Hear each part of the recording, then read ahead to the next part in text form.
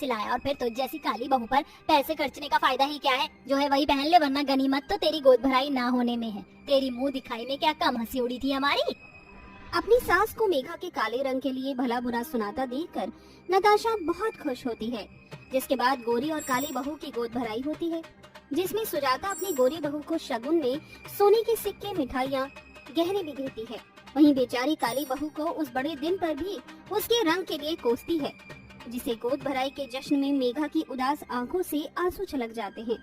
9 महीने पूरे होने के बाद दोनों बहुएं बेटियों को जन्म देती हैं।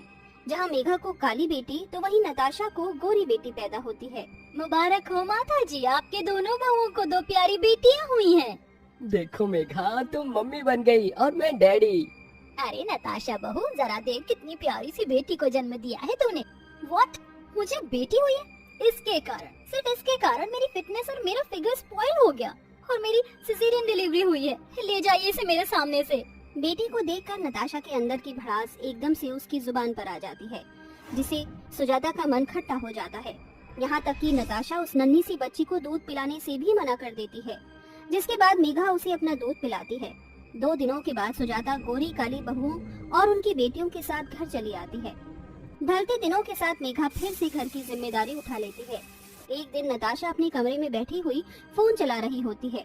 वहीं उसकी नन्ही सी बेटी नित्या को रोता देखकर सुजाता गुस्से में बौखला कर बोलती है, हद होती है नताशा बहू, कैसी माँ है तू?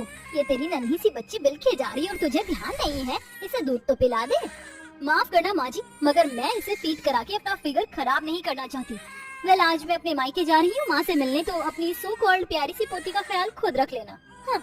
नताशा अपने मॉडर्नपन का रौब झाड़कर पर्स उठाकर चली जाती है और सुजाता नित्या को गोदी में लेती है, मगर वो चुप नहीं होती। इतनी में मेघा कहती है, लाइए माँ जी, नित्या को मुझे दे दीजिए, आप थक गई हों। ऐसे ही दिन बीतता चला जाता है, मगर नताशा में कोई बदलाव नहीं आता। दिन गुजरते सालों के साथ नित्या और आराध्या बड़ी हो जाती हैं और उनका एडमिशन हो जाता है। माँ प्लीज मेरे बाल बना दो ना, आज मेरा स्कूल में फर्स्ट डे है।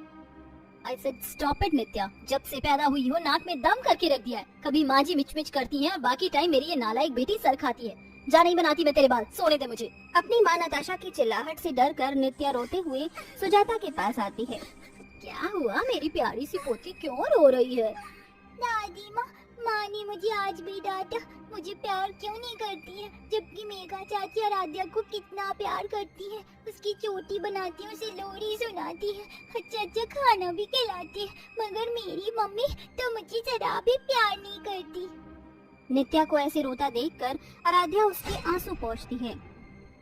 नित्या रो मत, चुप हो जाओ, मेरे साथ चलो, माँ तुम्हारे बाल बना देंगी।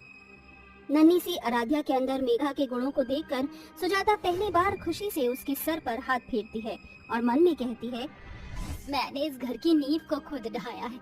अगर मैंने काले गोरे में फर्क ना किया होता तो शायद उस रोज नताशा बहू अपनी नन्ही सी बच्ची को अपनाने से ना टुकराती, मगर अब मुझे अपनी गलती को सही करना होगा।